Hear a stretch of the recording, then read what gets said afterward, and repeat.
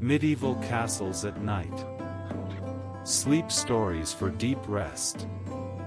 6 journeys to Europe's most magnificent fortresses. If you're here to fall asleep, you're in the right place. For the next 2 hours, I'm going to take you inside 6 medieval castles. At night, when the day's visitors have left, when the gates are closed, when only silence and stone remain. These are real castles, real places, each with centuries of history, each with its own character, its own presence, its own peace. Get comfortable. Lower your volume. Dim your screen, or turn it off completely. You don't need to stay awake for any of this. You don't need to remember the names or the dates. Just let these ancient stones, these quiet halls, these patient walls, carry you into sleep. Let's begin with your breath. Breathing introduction. Close your eyes. Let your body settle. Sink down. Into the bed. Into the pillow. Into softness. Into support. Let gravity do all the work. You don't need to hold anything. Just release. Just let go. Breathe with me. In through your nose. Slowly. Filling your lungs. Hold for just a moment. And out through your mouth. Long, slow.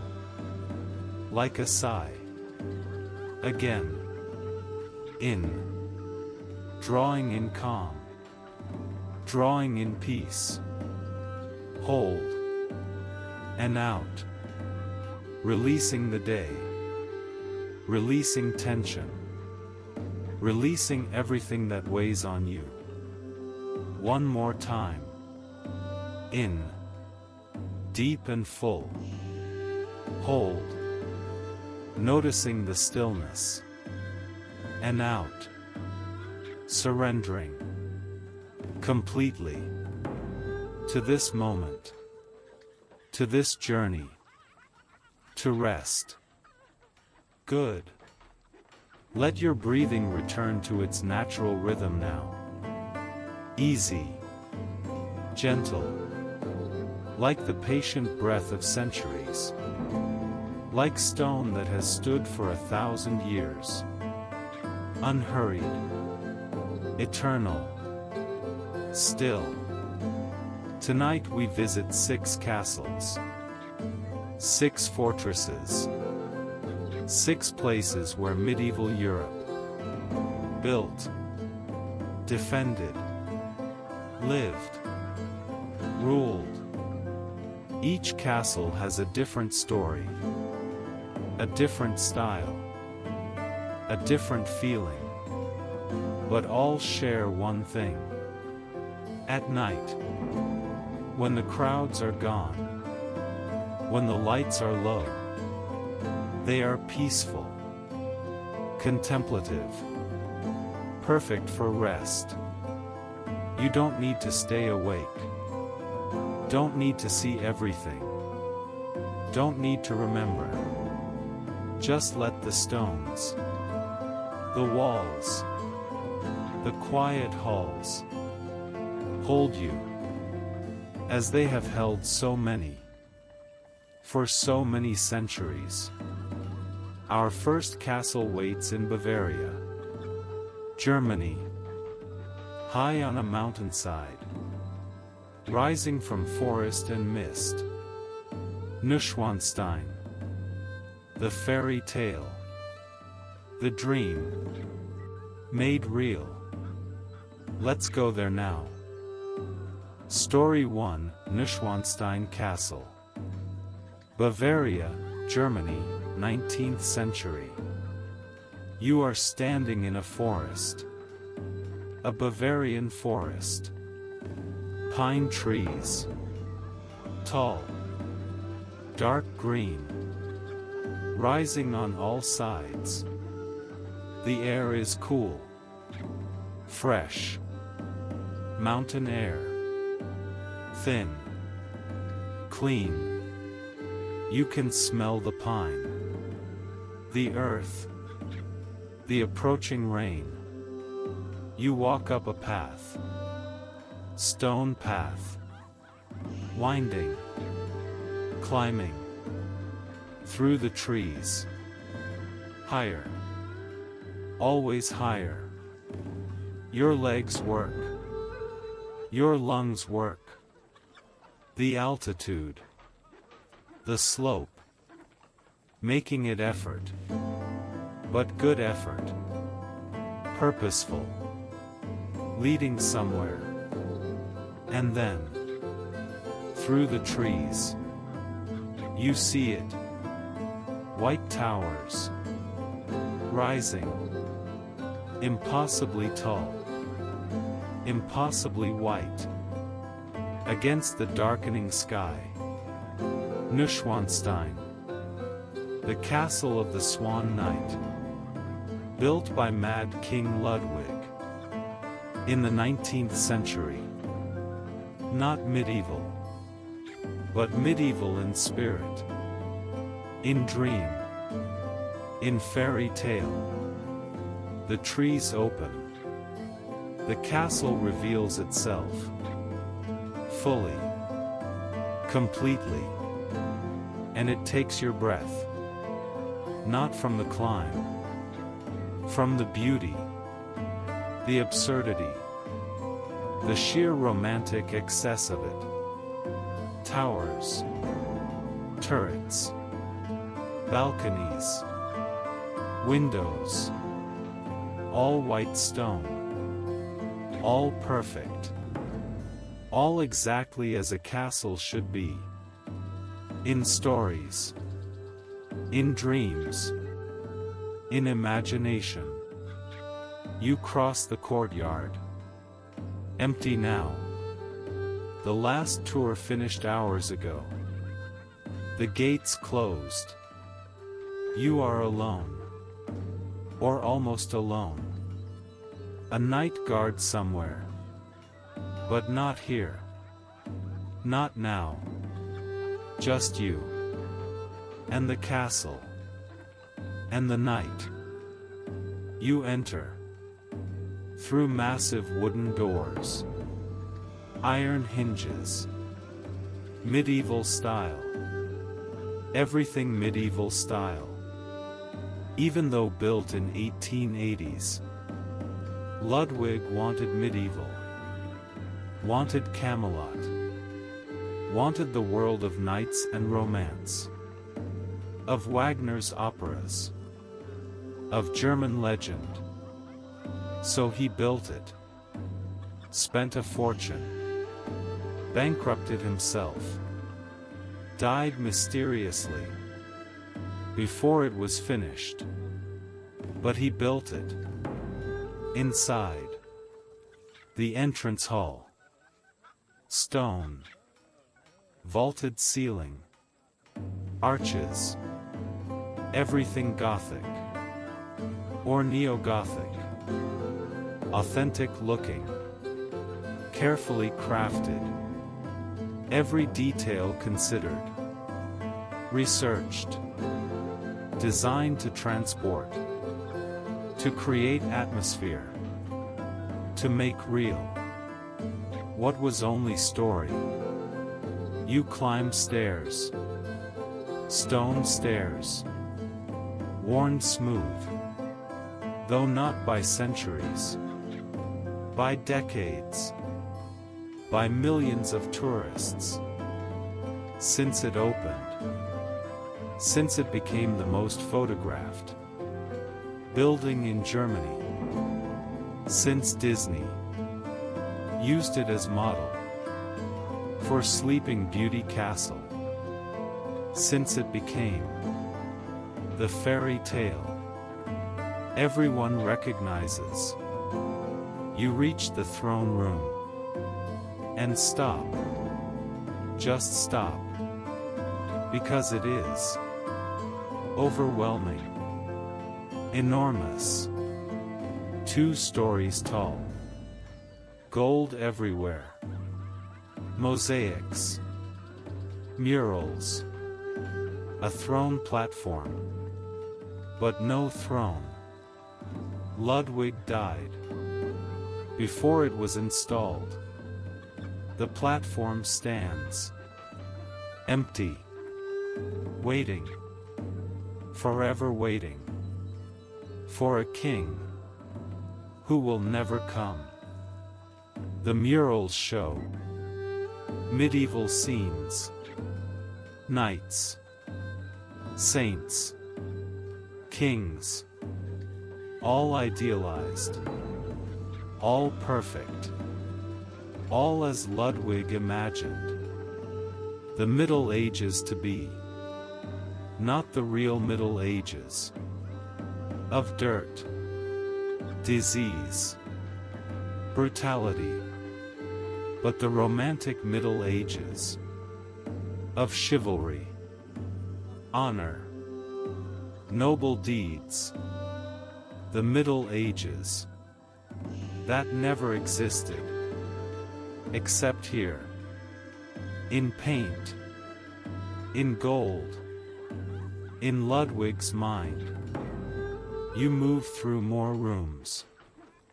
The Singers' Hall, modeled after the hall in Wartburg Castle, where medieval minzingers once competed, sang, performed. This hall never hosted such competitions, never hosted much of anything before Ludwig died, before the castle became a museum.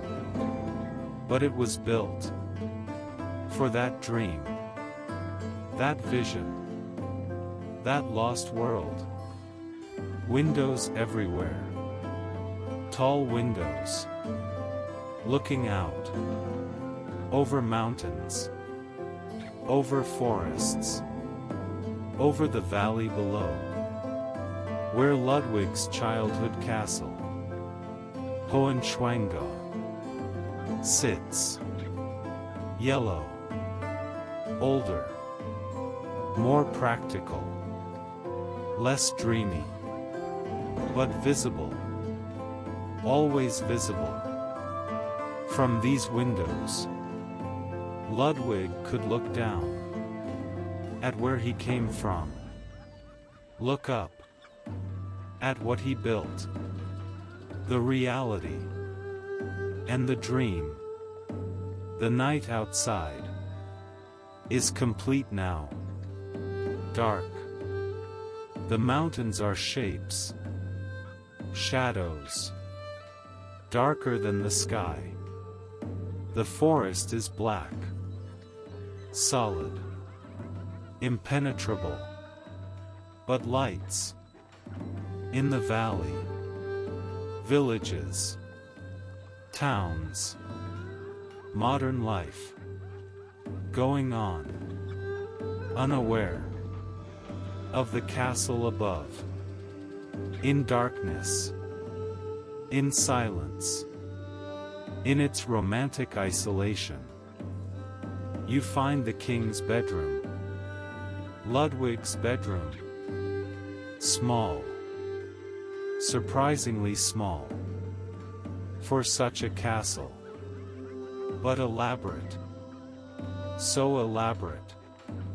Carved wood, everywhere carved wood, oak, intricate, Gothic designs, saints, animals, leaves, vines, hours, years of carving to create one room, one personal space, one place, For a king to sleep. The bed is enormous, canopied, curtained, heavy fabric, rich fabric, a bed for medieval royalty, 4 knights, 4 heroes. Ludwig slept here. Barely. The castle was barely finished before he died, drowned in a lake under mysterious circumstances. Was it suicide? Was it murder? No one knows. The mystery remains, like the castle, incomplete, unexplained. You sit on a chair near the window, looking out into darkness, imagining what Ludwig imagined. A world transformed, made beautiful, made meaningful, through architecture, through art, through the sheer force of will, and money, and vision. Was he mad, as they said, as his nickname suggests? Or was he just a dreamer, too sensitive for the modern world, too romantic for the industrial age, too much in love with beauty, with the past, with impossible ideals? The castle gives no answers, just stands, white towers against black sky, romantic, impractical, beautiful, perfect, everything a castle should be. In fairy tales, in dreams, in the imagination of a lonely king who wanted to live in another time, another world, and built one here, in stone, in wood, in gold, and art. The silence in the castle is complete, thick. The walls are thick. The stone is heavy. Sound does not carry, does not echo, just stops, absorbed by centuries of stone.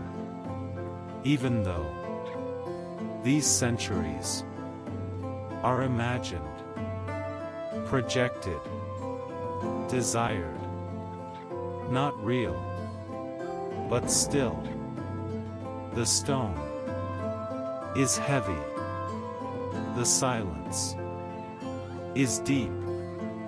You stand, walk through more rooms, each one different, each one a different theme, a different vision. Byzantine room, Moorish room, Gothic room. Ludwig loved all styles, all periods, anything that was not modern, not industrial, not practical, not real. You reach a balcony, step out into cold air, mountain air, night air, Below. Far below. The valley. Lights scattered. Life continuing. Above. Stars. So many stars. Mountain stars. Clear. Bright. Uncountable. The same stars. Medieval people. Looked at. Wondered at. Named. Told stories about. You are. In between. Between the real world. Below. And the eternal sky. Above. In Ludwig's dream. His vision. His escape. From modernity. From duty. From reality. Standing in stone. Breathing cold air. Looking at stars. That don't care. About kings. Or castles. Or dreams. Just shine. Forever. Indifferent. Perfect. Let that perfection stay with you as you drift deeper into rest. The White Castle on its mountain. The romantic dream made real.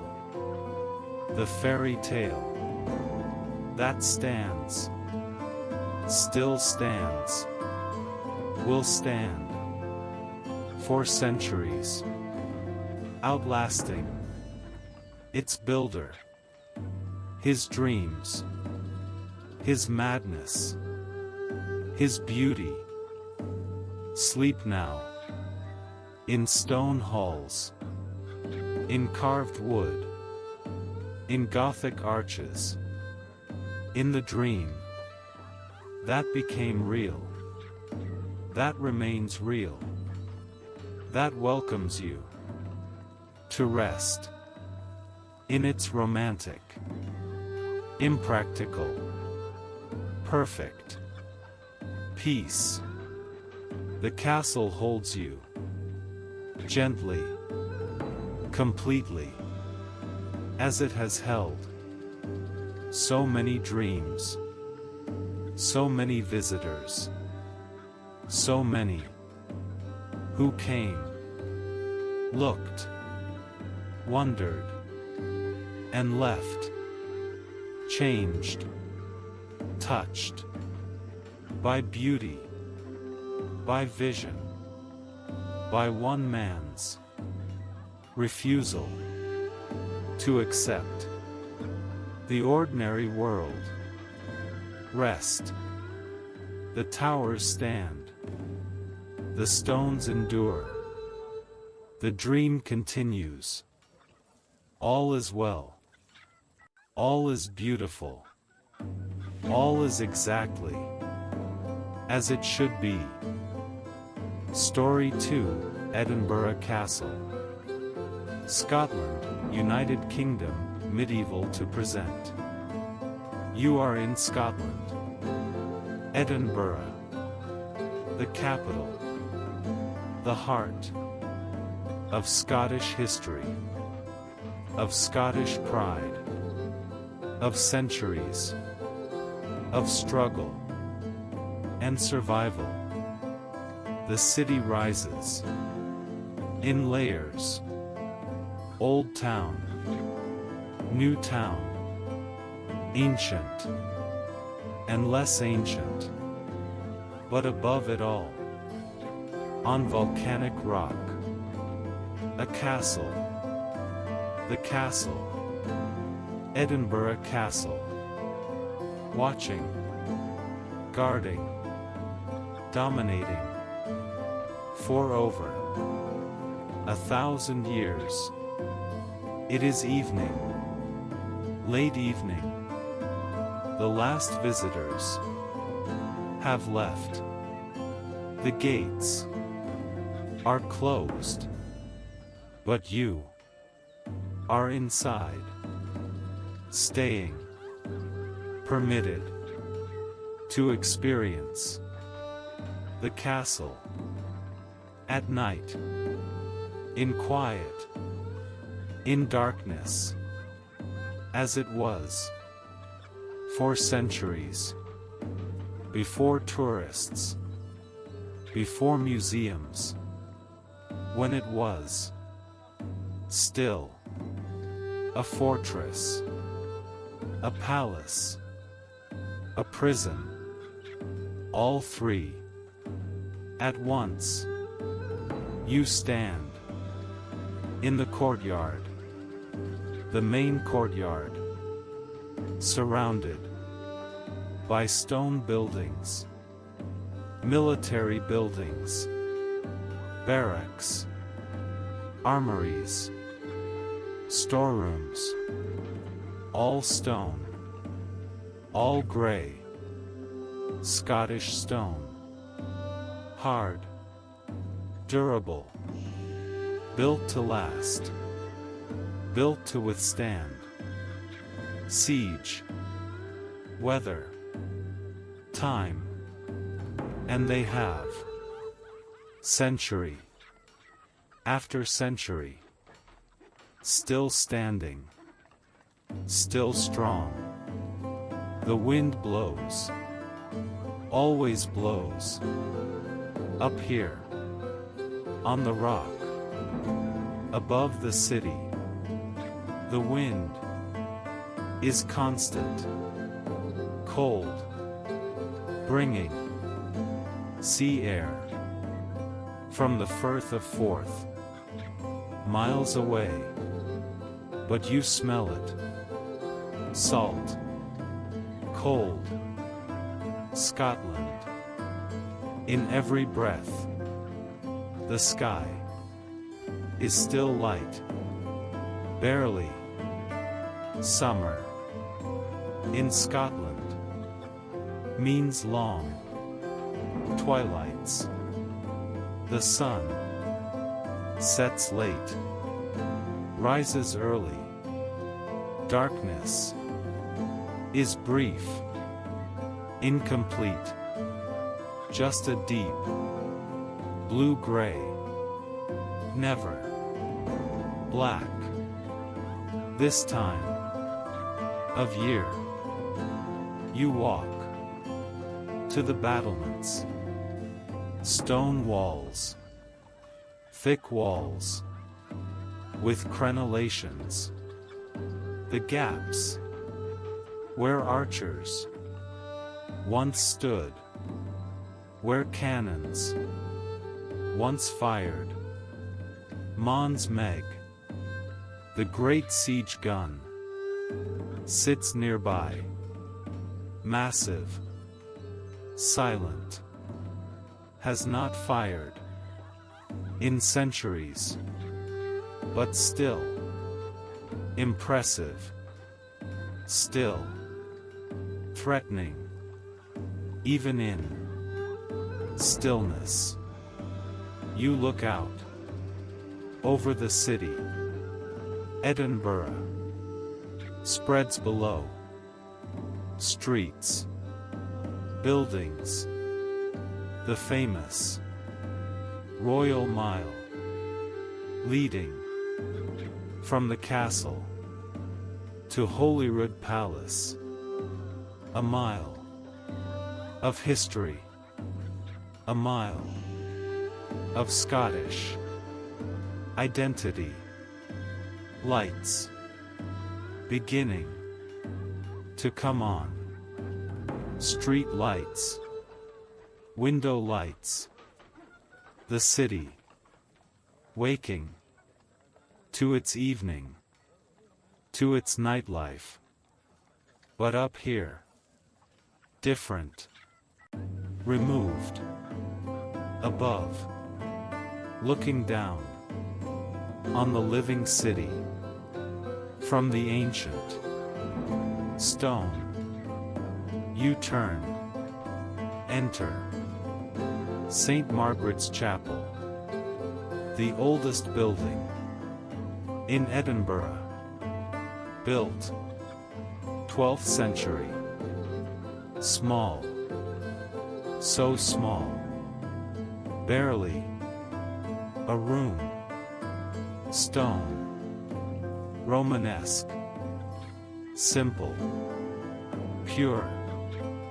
For Queen Margaret, wife of King Malcolm, mother of Scottish kings, holy woman, saint. Later, inside, the chapel is silent, not empty, silent. There is a difference. The space holds something.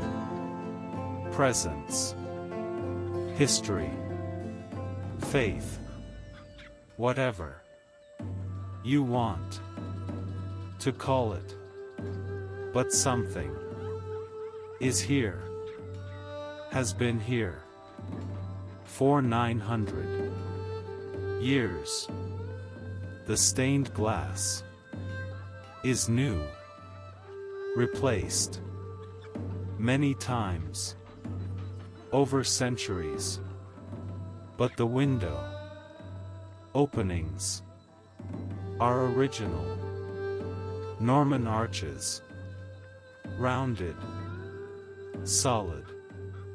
The walls are thick. The ceiling is low, vaulted. The altar is simple, stone. You sit on a wooden pew, also modern, but the act of sitting, of being still, in this space, connects you to all who sat here before. Queens, kings, soldiers, prisoners, pilgrims, all seeking something. Peace, perhaps, or strength, or mercy, or just a moment of quiet. In violence, in chaos, in the uncertainty of medieval life, you leave the chapel, walk to the great hall, built by James IV, early 16th century, just before he died. At Flodden, the worst defeat in Scottish history. So many nobles dead in one battle, in one terrible day. The Great Hall is magnificent, long high-ceilinged, hammer beam roof, dark wood, hanging, supported by wooden beams, angled, meeting at the center. Medieval engineering, medieval craftsmanship, still perfect, still beautiful. Weapons line the walls. Swords, pikes, halberds, armor, all arranged decoratively. But once, these were tools of war, of death, of survival. The castle was attacked many times, taken lost, retaken, Scottish hands, English hands, Scottish again, back and forth, century after century, you walk the length of the hall. Your footsteps echo the stone floor. The high ceiling create acoustics that amplify every sound. Medieval people knew this, used this for proclamations, for declarations, for announcements that needed to be heard, to be remembered. You descend to the vaults, underground, storage rooms, prison cells, dark, cold, damp. The rock of the volcanic plug is visible here. Black basalt, the foundation of everything. The castle is built on volcanic rock, on ancient, explosive violence, long frozen, long dormant, but still powerful, still present. The vaults held prisoners, American prisoners, during the Revolutionary War, French prisoners, during the Napoleonic Wars, men far from home, in darkness, in cold, in stone. Some died here. Most eventually went home, but all suffered here. You feel the weight of the stone above you, the castle, the rock, millions of tons of stone pressing down.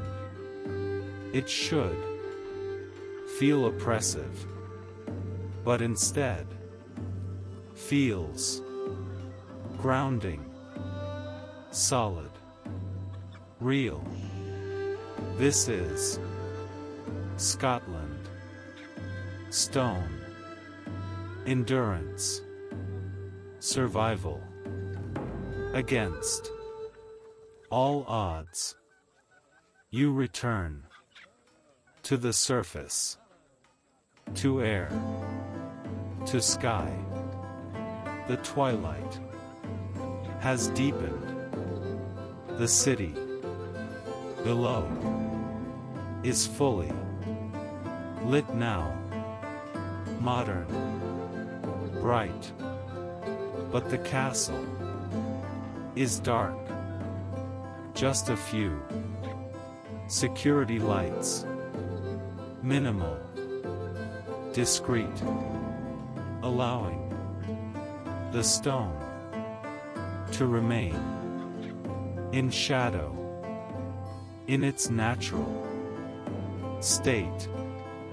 The wind has picked up, colder now, bringing the night. You walk to the Scottish National War Memorial, built after World War I, to honor Scottish dead in that war, and all wars since. Inside the memorial is sacred space, Not religious, but sacred, nonetheless. Names cover the walls. Thousands of names. Scottish soldiers, sailors, airmen, dead in wars around the world for centuries. Scotland has sent its sons to fight, and too many have not returned. At the center, a casket, sealed, containing a roll of honor. All the names, all the dead, updated still as veterans die, as the list grows, never complete, never finished. You sit on a bench in the memorial, in silence, thinking about all who served, all who died, all who carried the burden of empire, of war, of duty, whether they believed in the cause or not, whether they chose or were forced. They served, they suffered, they died, and are remembered. Here, the castle at night is a place of memory, of weight, of history, pressing down, but also holding up, because for all the violence, the suffering, the loss, the castle still stands. Scotland still stands. The people still stand, enduring, surviving, continuing. Let that endurance stay with you as you drift deeper into rest. The volcanic rock, the gray stone, the cold wind, the eternal Scottish strength.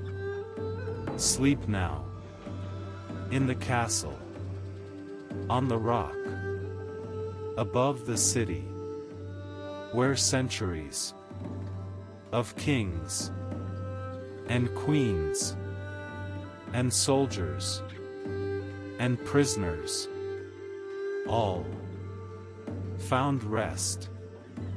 Eventually, as you find rest, now the wind blows, the stone stands, the city below lives, and above it all, the castle watches, patient, eternal, unbreakable, rest, in stone, in strength, in the knowledge that some things endure.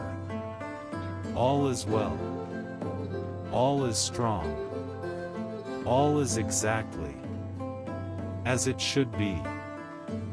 Story 4, Alhambra, Granada, Spain, Moorish Palace Fortress.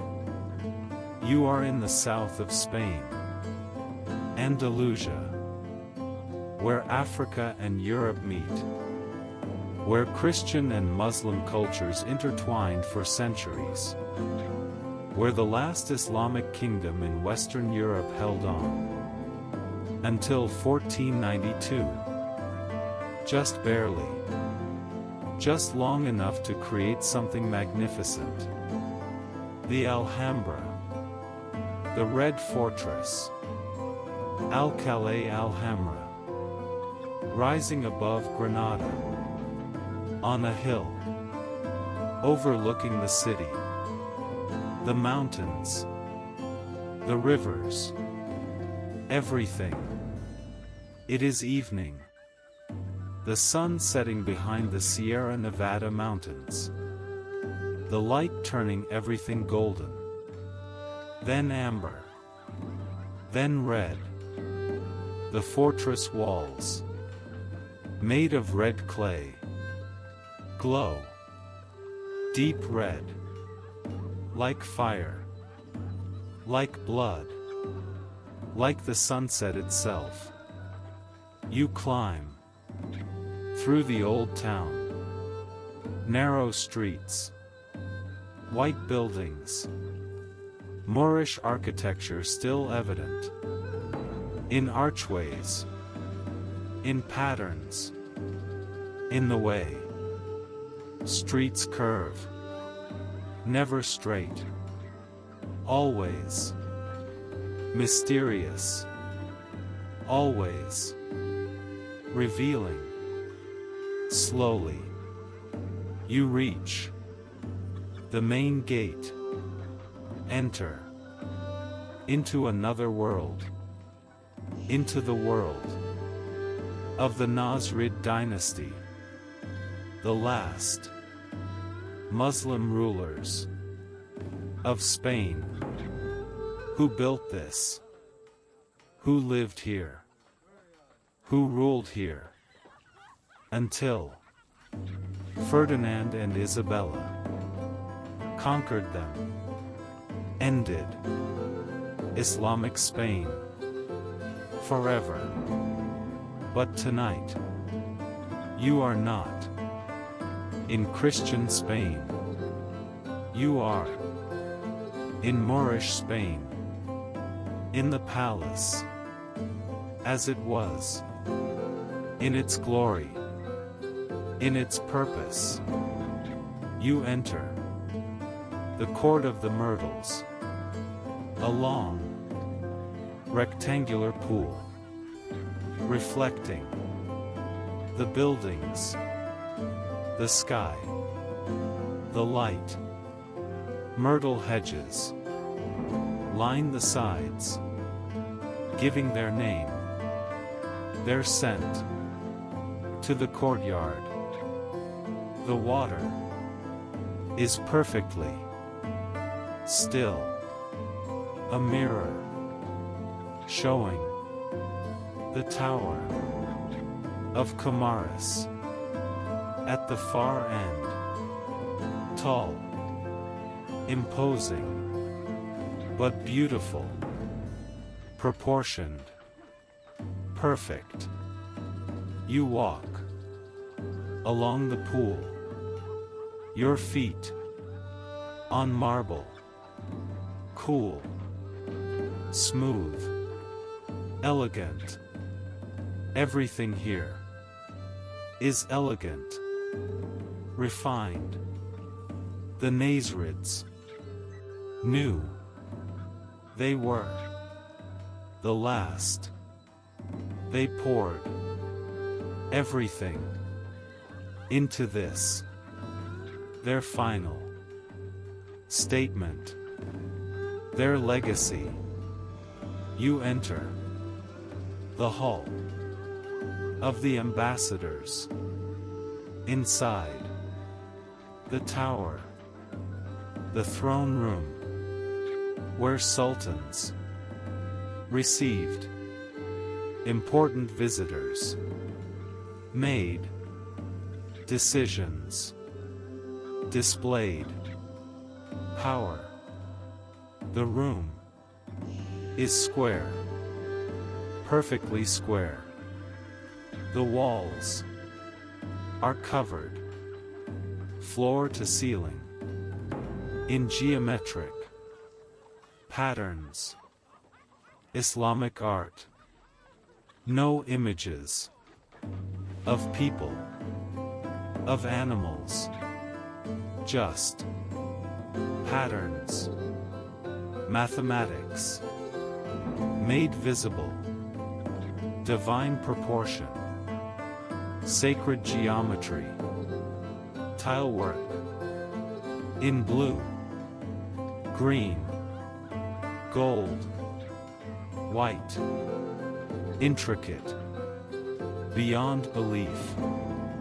Every tile placed by hand, creating patterns that flow, that connect, that never end. Just as God is infinite, so the patterns have no end, no beginning, just continuation, forever. Above the ceiling is carved cedar, a dome of wooden stars, thousands of stars, representing the seven heavens of Islamic cosmology. At the center, a larger star, representing the eighth heaven, paradise, where God dwells. You stand in the center. Look up. The stars above you, wooden stars, but representing real stars. The dome of heaven, the ceiling of the world. You are standing in the universe, in the cosmos. That's what this room says. The Sultan rules under heaven, under God, part of the divine order. The light through the windows is dim now. Sunset nearly complete. The tile work glows softly. The carved stucco, the Arabic calligraphy, everywhere, covering every surface. Quranic verses, poetry, praises of God, of the Sultan, of beauty, all in flowing Arabic script, part of the decoration, inseparable from it. You leave the hall, enter the court of the lions, the most famous courtyard in the Alhambra, perhaps in the world.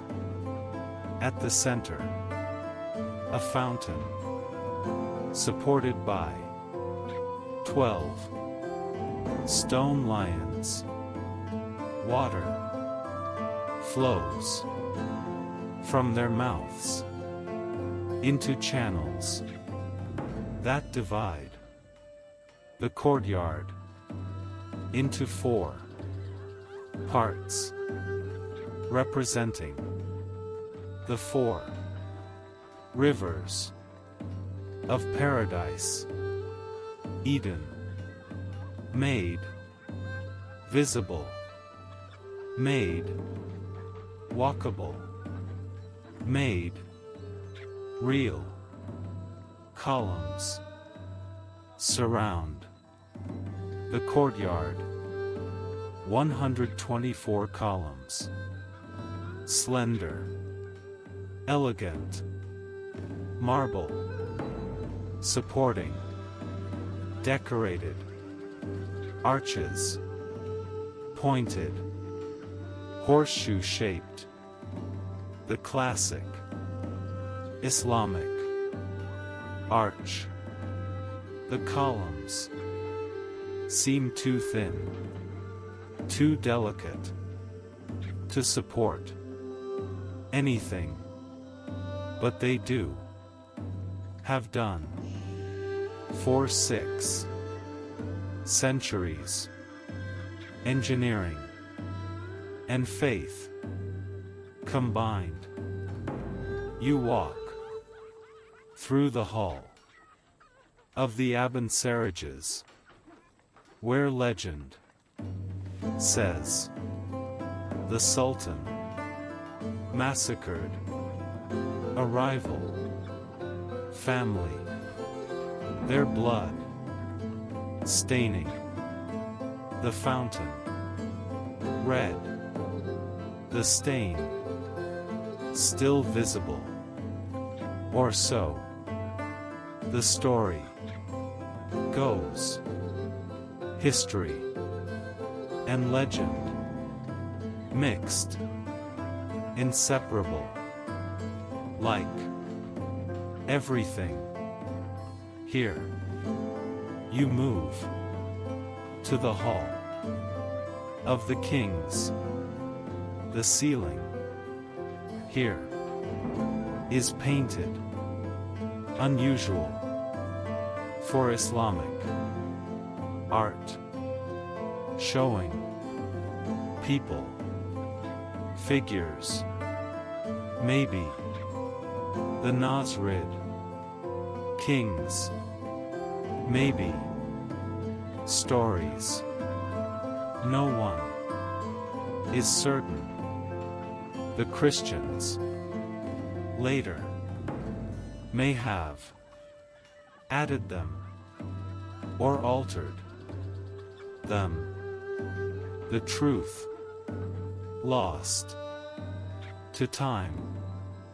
The palace is a maze, room after room, courtyard after courtyard, each one different, each one perfect, each one designed to delight, to surprise, to demonstrate the sophistication of Islamic civilization at its peak.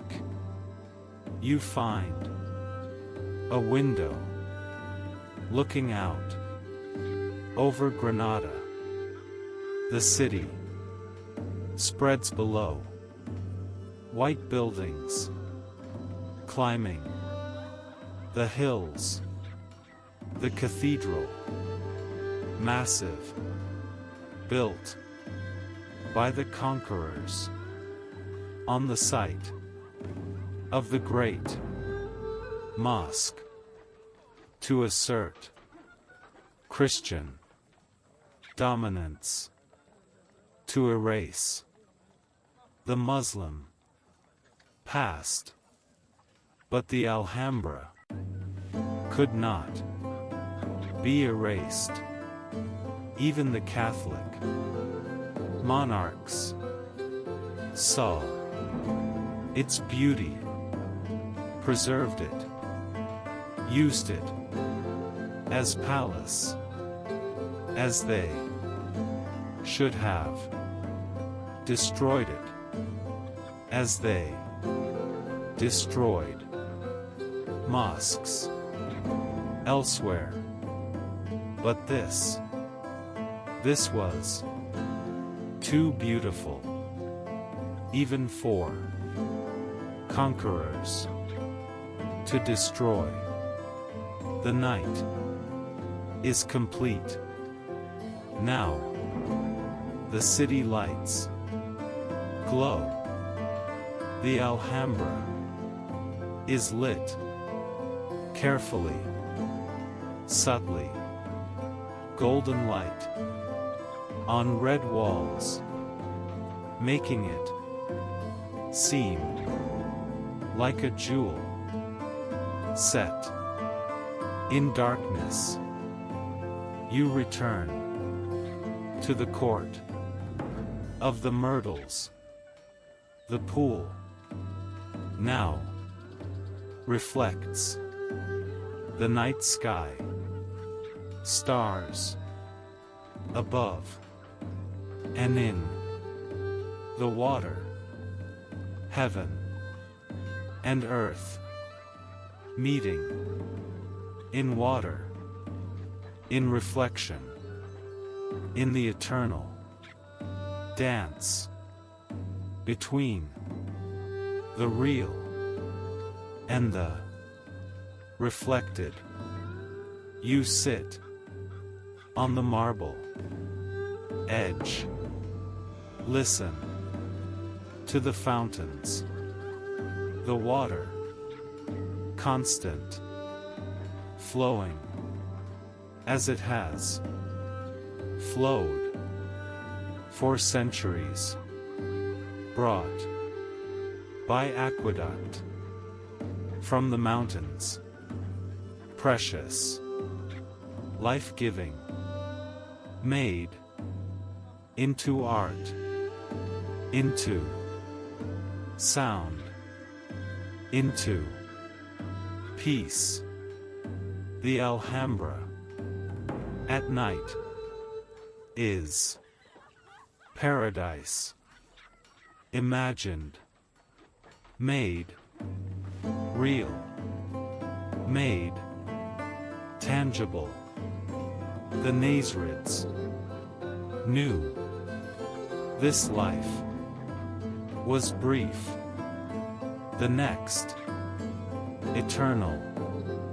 So they made this to remember, to prepare, to glimpse what awaited those who lived rightly, who believed, who sought beauty and peace.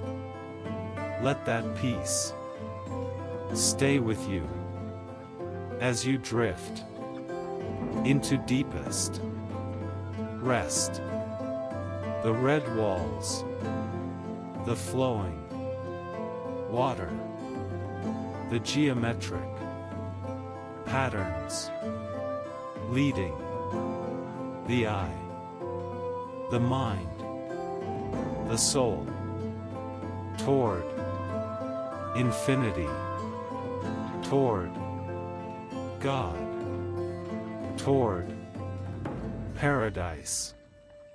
Sleep now in the palace of the last Muslim kings of Spain, in the place where cultures met, mixed, created something neither Christian nor Muslim alone could have made, but both together did.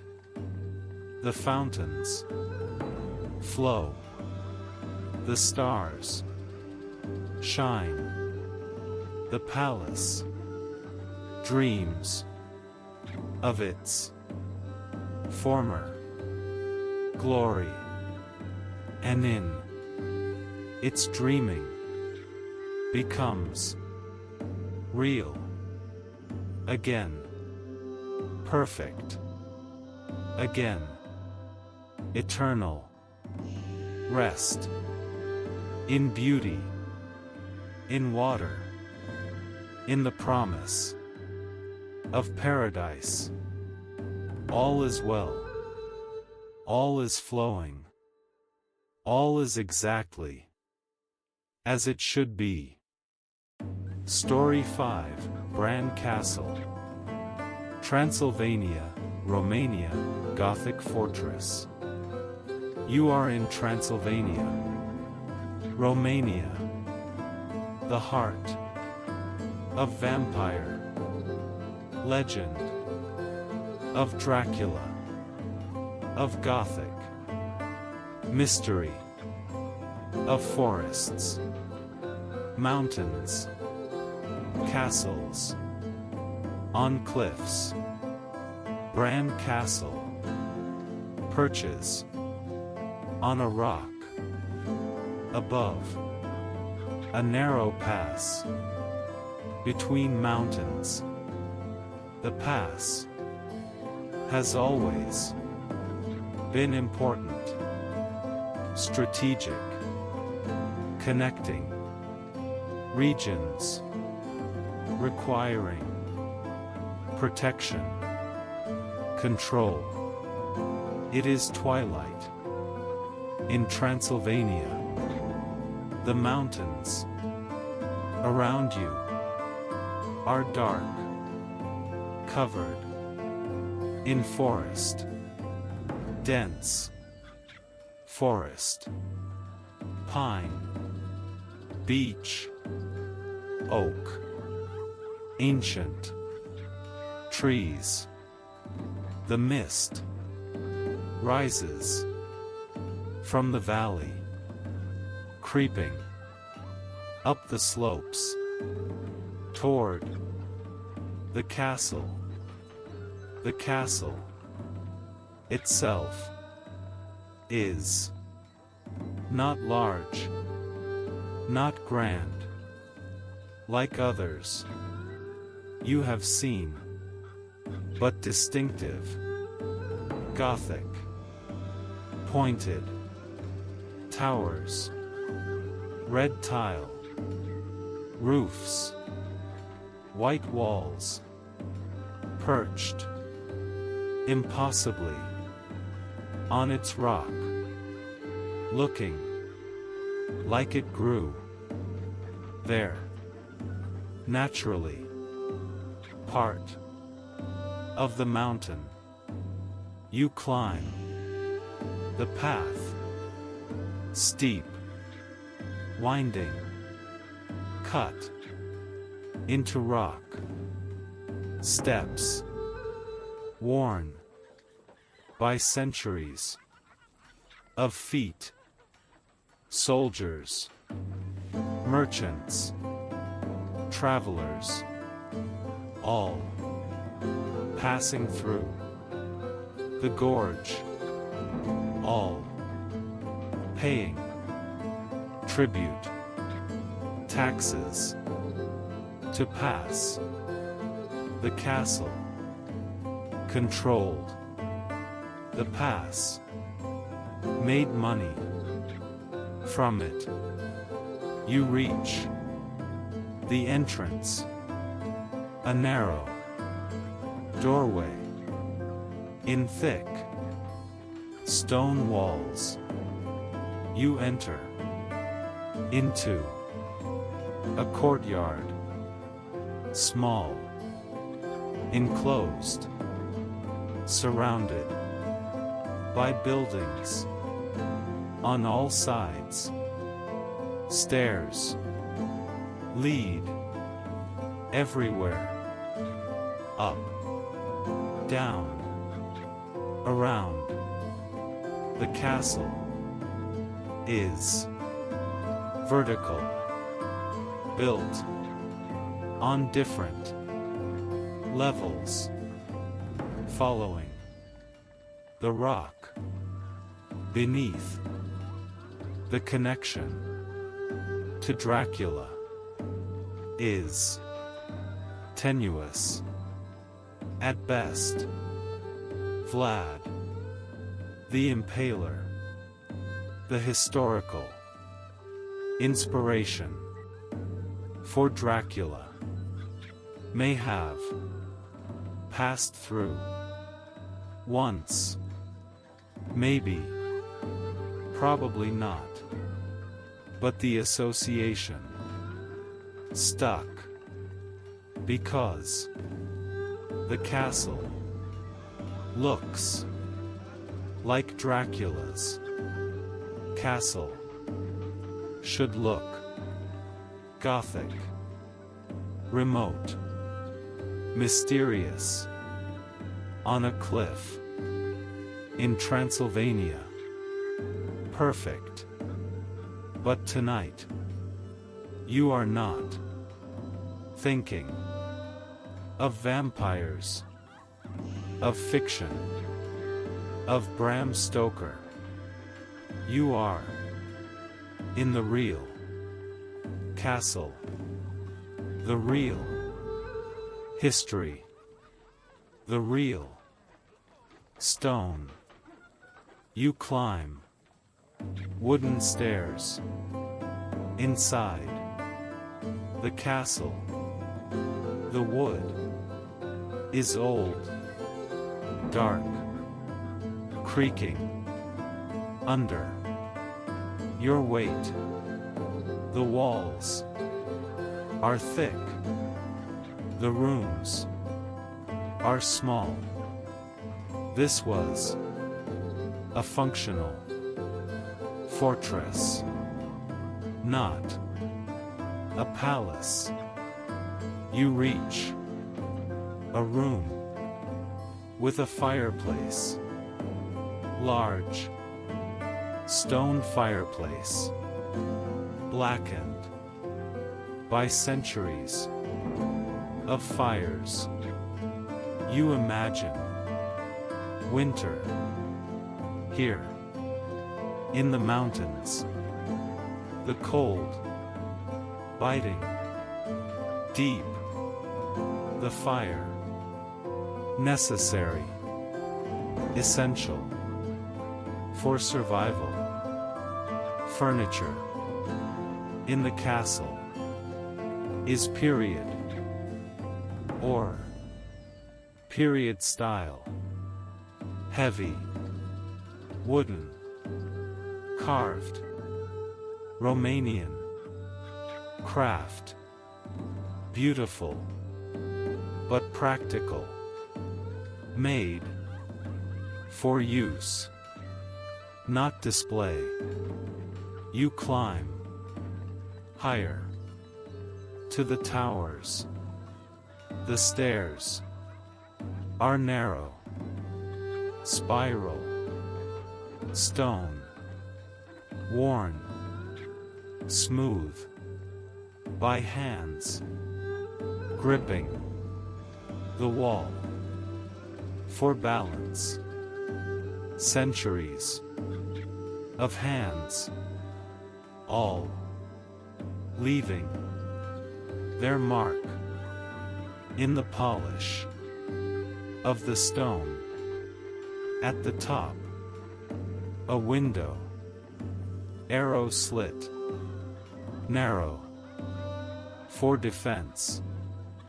You look out over the valley below, the pass visible, the road threading through the gorge.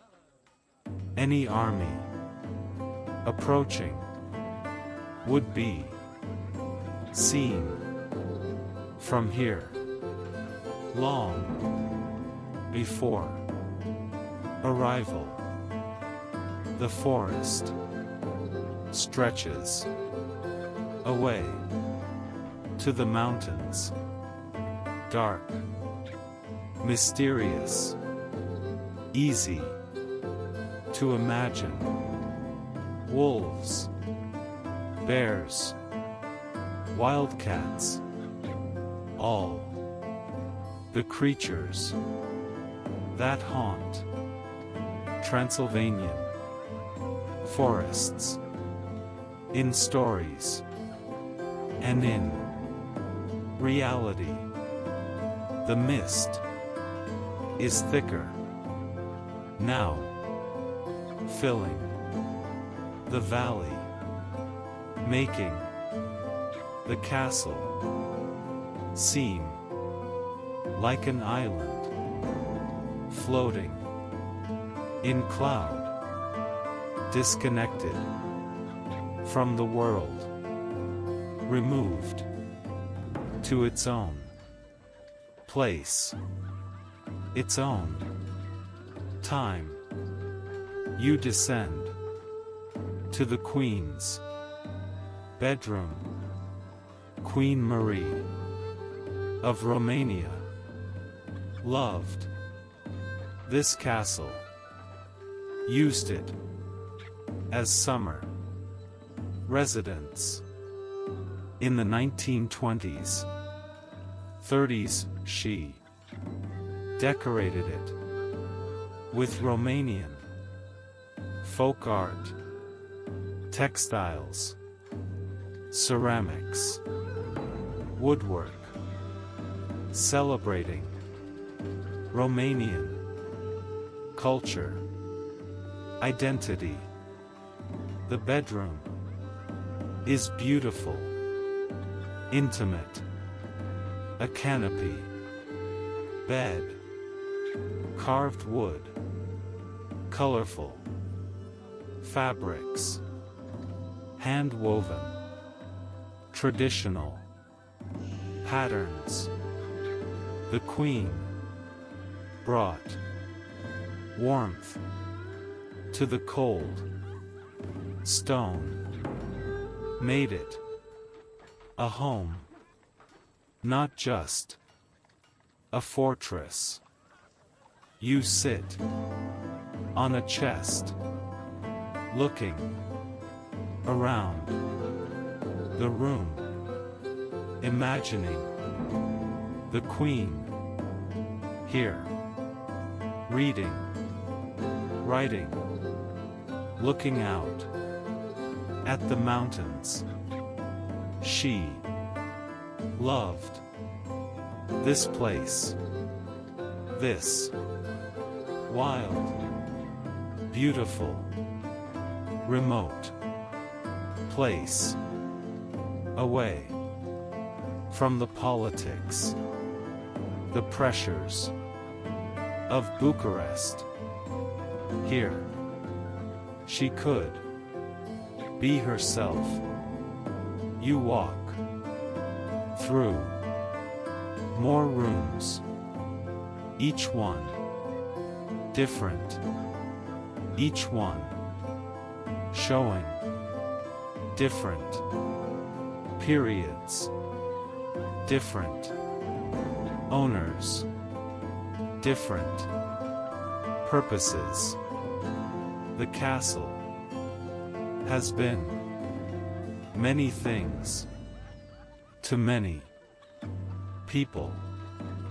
Fortress, customs post, royal residence, museum, each layer adding to its story.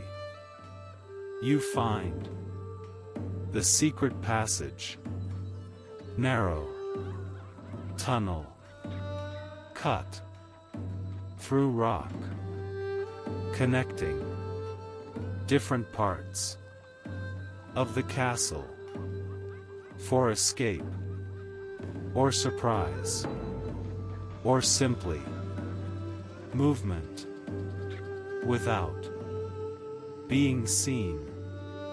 The passage is dark, cold, claustrophobic.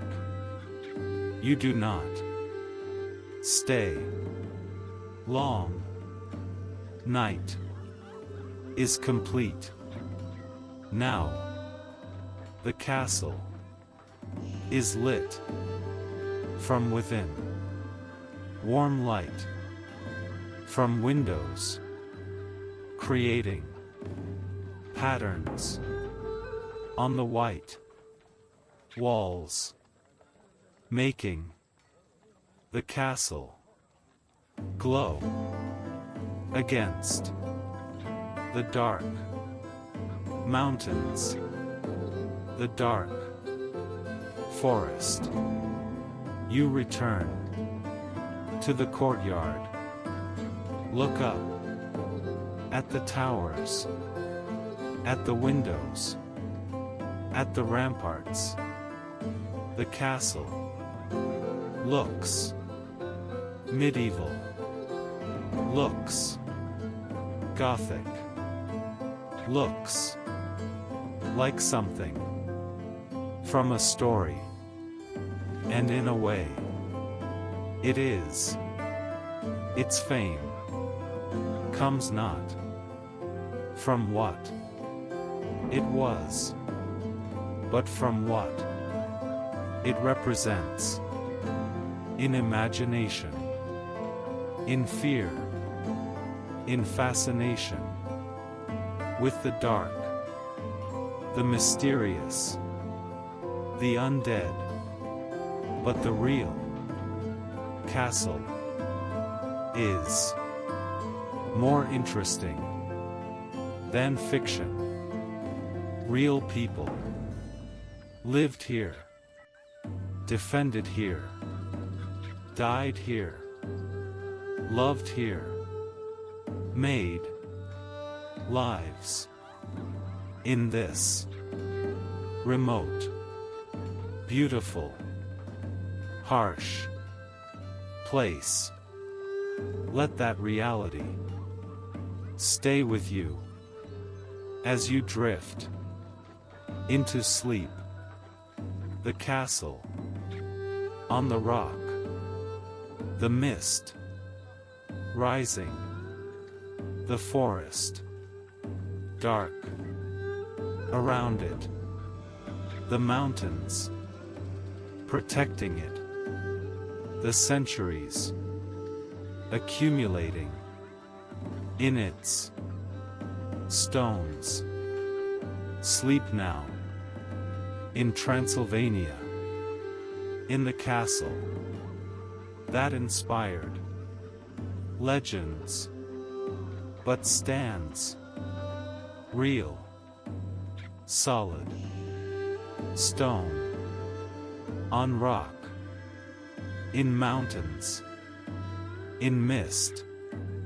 The wolves may howl outside, but inside the walls are thick, the fires are lit, the castle protects, as it always has. Rest in Gothic mystery, in mountain silence, in the knowledge that some places are more than themselves, are symbols, stories, dreams, made stone. The castle stands, the mist flows, the legends grow. All is mystery, all is protection, all is exactly as it should be. Story 6, Conwy Castle, Wales, United Kingdom, Edward I Fortress. You are in Wales, North Wales, where the mountains meet the sea, where the Welsh fought for centuries to remain Welsh, to resist English rule.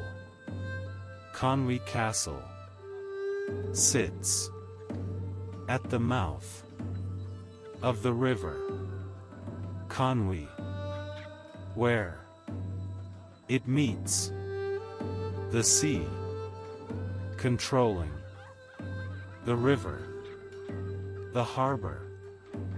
The town. Everything. Strategic. Powerful. Impregnable. It was built by Edward I of England, called Edward Longshanks, the hammer of the Scots and the Welsh. He built a ring of castles around Wales to control, to conquer, to subdue the Welsh once and for all. Conwy is one of these castles, built in just 4 years, 1283 to 1287. Incredible speed for such a fortress. Edward spared no expense, used the finest architects, engineers, the Master James of St. George, who designed several of Edward's Welsh castles. It is evening. The castle sits massive against the darkening sky. 8 towers connected by high walls, all built of local stone, gray, strong Welsh stone, used to imprison Wales itself. You cross the modern bridge over the river. Below, boats are moored. Small boats, fishing boats, pleasure boats. The harbor, still in use, still living as it has been for centuries. You enter the castle through the King's Gate, one of 2 main gates. This one for royalty, for those who mattered. The other for everyone else. Inside the outer ward, open to the sky. The walls rise high on all sides. 8 towers, 4 facing the land, 4 facing the sea, all identical, all massive, all perfectly preserved. This castle was never destroyed, never significantly damaged.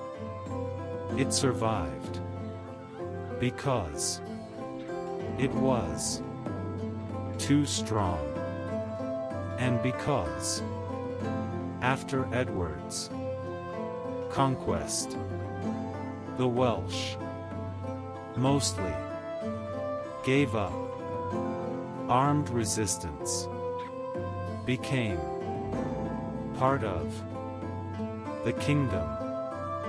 The castle became administrative, then unused, then a ruin, then restored, but always standing. You climb stone stairs up to the walls. The walk along the walls is continuous. You can walk the entire perimeter of the castle on the ramparts, looking out over town and sea. The height is dizzying. The walls are high, very high. The drop to the ground outside is sheer, terrifying. No enemy could scale these walls.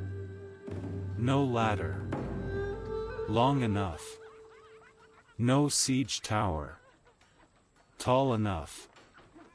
The walls made Conwy unconquerable.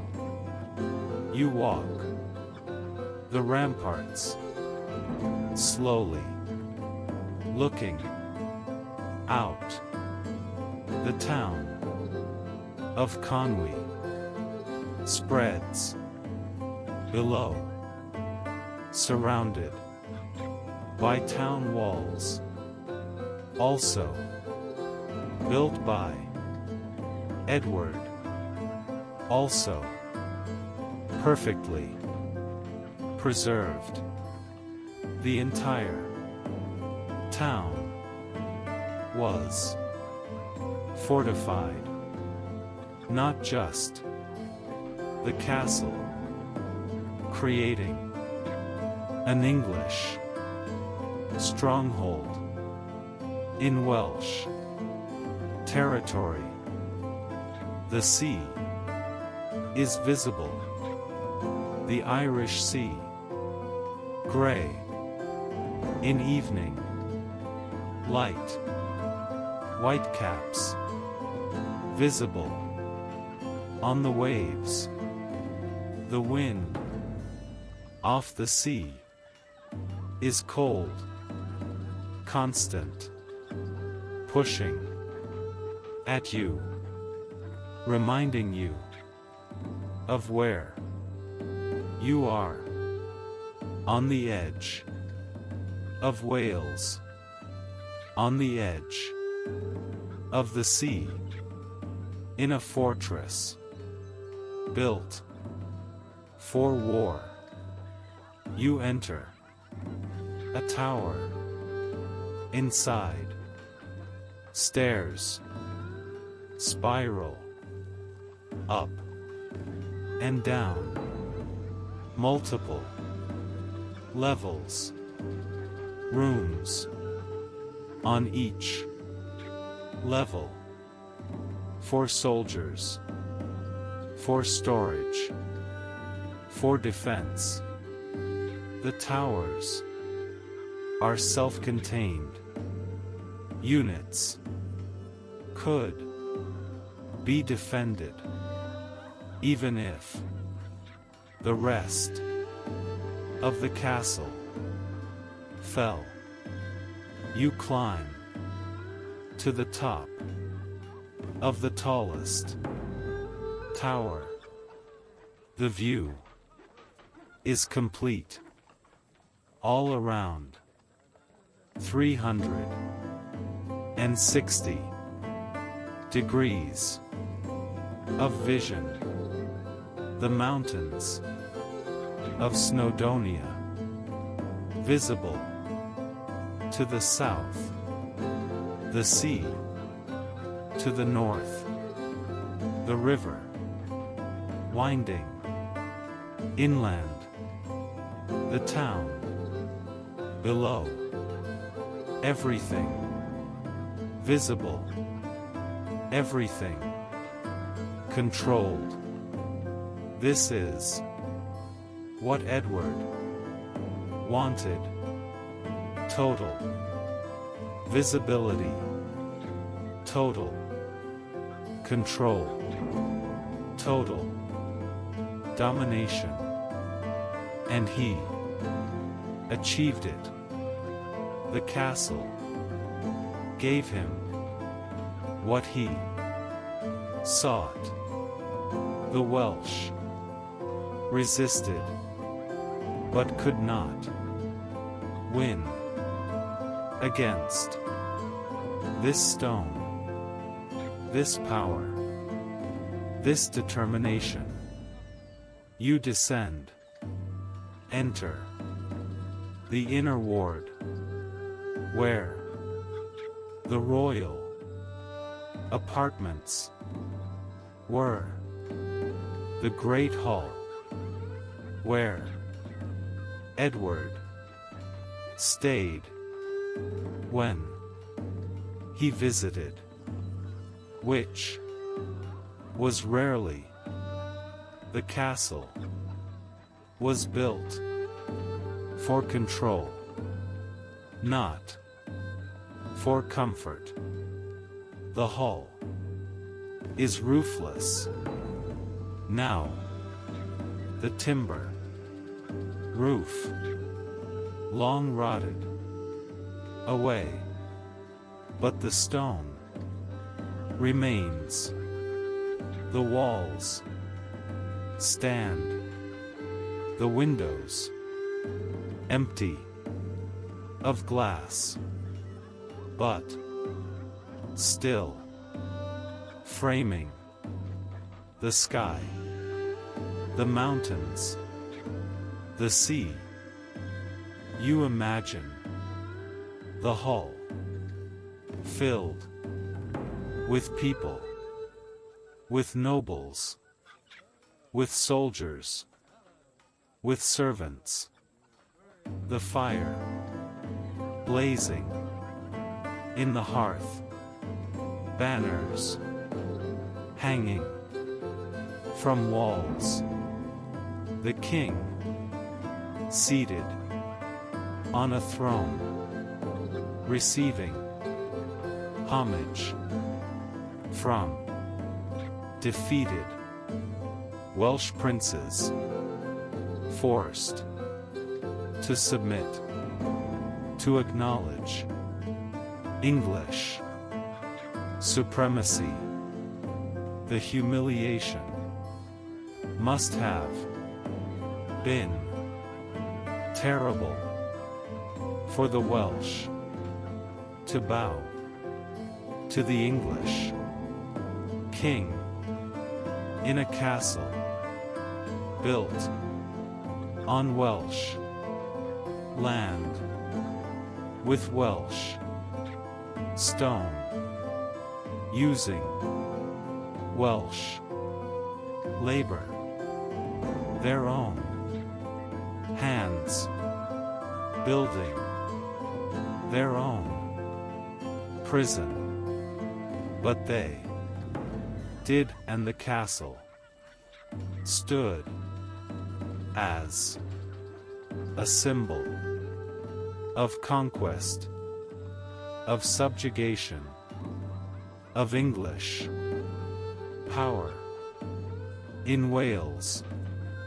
Yet the Welsh remained Welsh.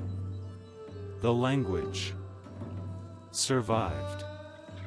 The culture survived. The identity survived. The castle could control bodies, not souls, not hearts, not the essence of what made the Welsh Welsh. You walk through chapel towers, prison towers, watchtowers, each one with its purpose, its function, its place in the system of control that Edward created. The night is here now. The castle is lit, floodlit from below, creating dramatic shadows, making the towers glow against the black sky. The town below is lit too. House lights, street lights, creating patterns of light and dark.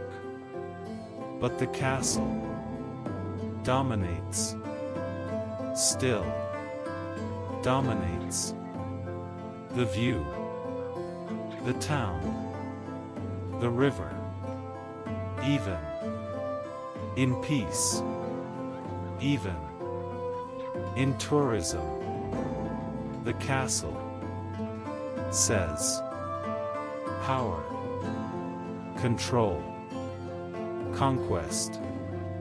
It cannot say anything else. That is what it was built to say.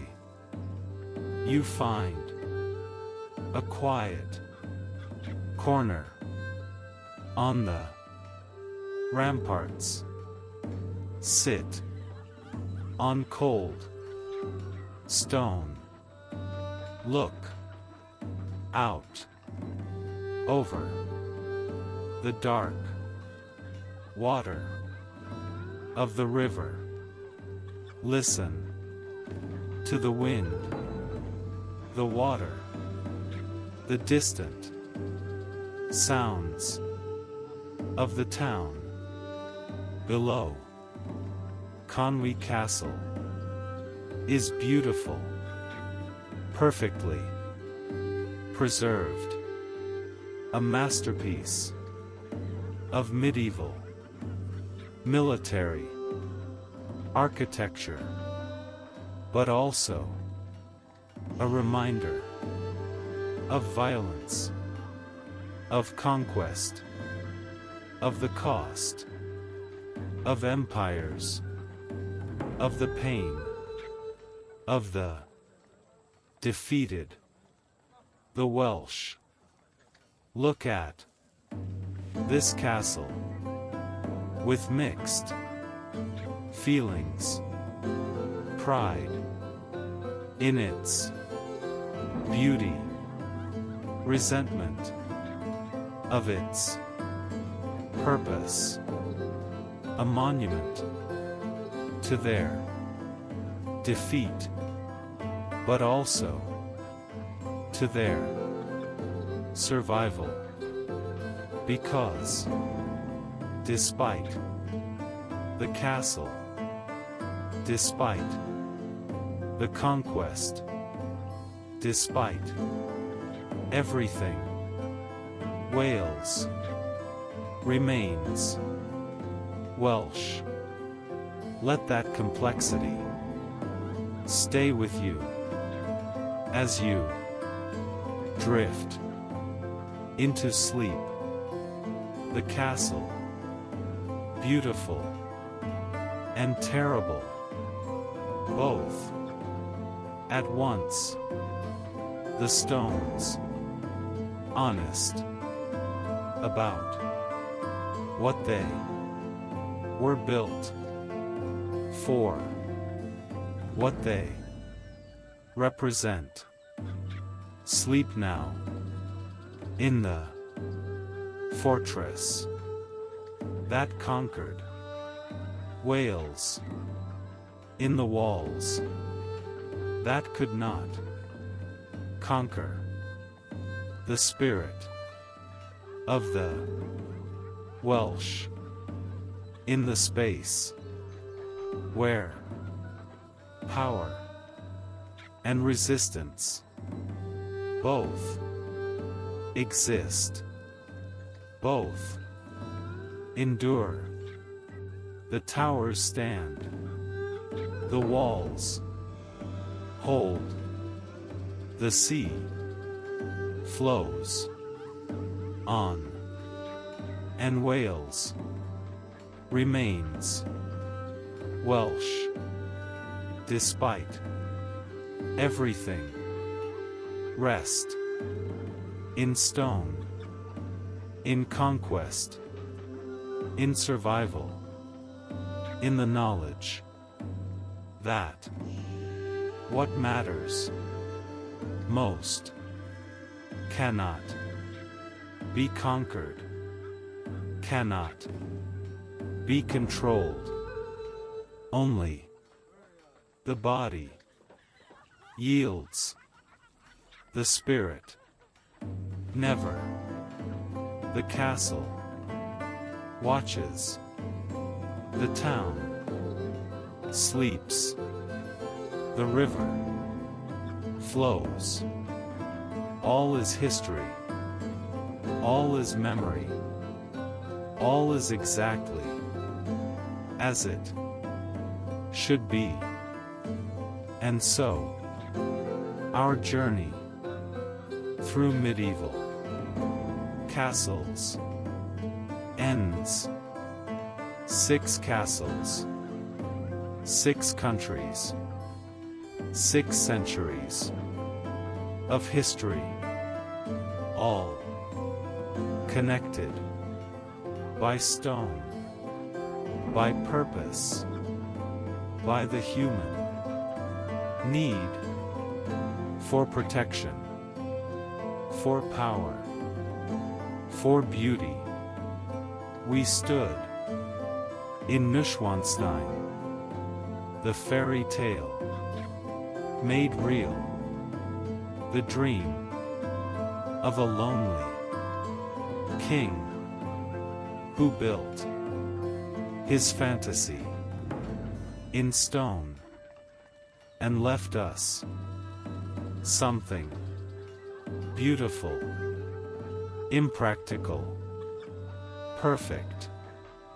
We walked the ramparts of Edinburgh Castle on volcanic rock above Scotland, the fortress that survived everything, that still stands proud, strong, enduring, as Scotland itself endures. We entered the double walls of Carcassonne, the fortress city that never fell, that protected its people for centuries, that stands now as witness to the power of stone, of walls, of determination. We wandered the courts of the Alhambra, paradise imagined, made real, in water, in tile, in pattern, the last flowering of Islamic Spain before conquest, before ending, before, memory. We climbed to Bran Castle in Transylvania.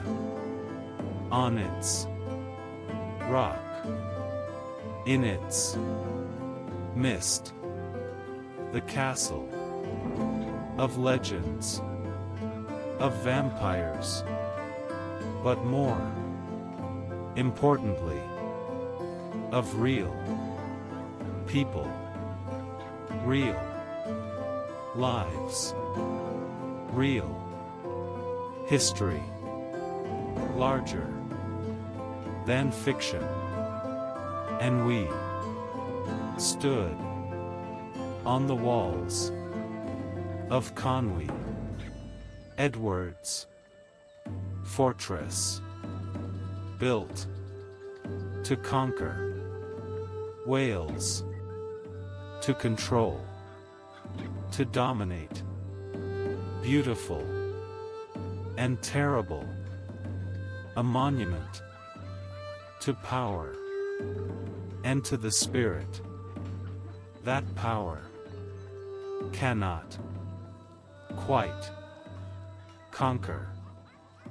6 castles, each one different, each one the same, all built by humans, for human purposes, protection, power, pride, beauty, all standing still after centuries, after the builders are gone, after the reasons for building have changed or disappeared.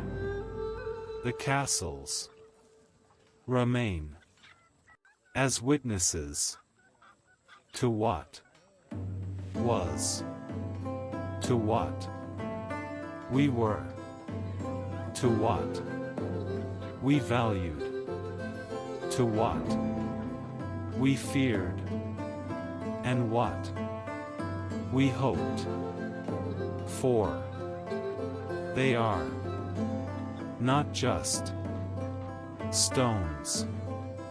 They are memories made solid, history made touchable, the past made present.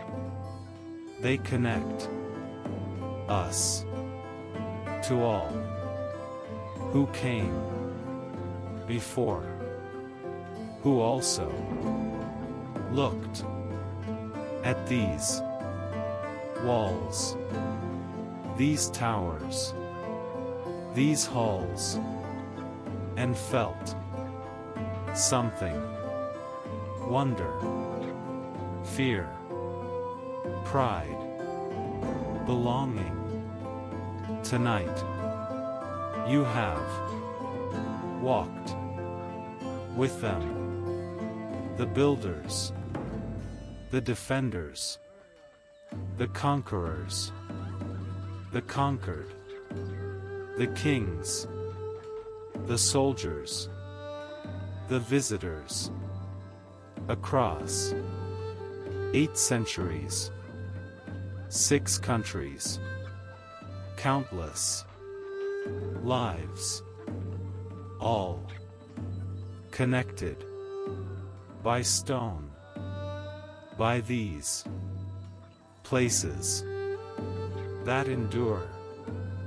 Let that connection stay with you as you drift into deepest sleep. You are part of that long line of humans who have looked at castles and wondered and felt small, before them, but also connected to something larger, older, more permanent than yourself. The castles watch over you now, as they have watched over so many for so long. Patient, silent, eternal, made of stone that remembers everything, forgets nothing, judges no one, just stands and watches and waits.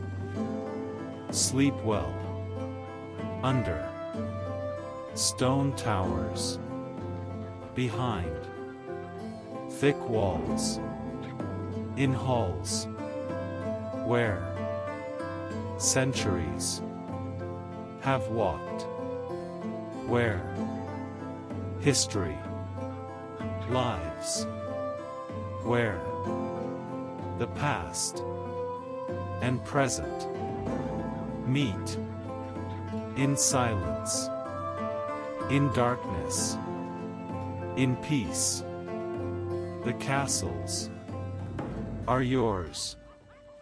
Tonight, tomorrow, they will belong to others.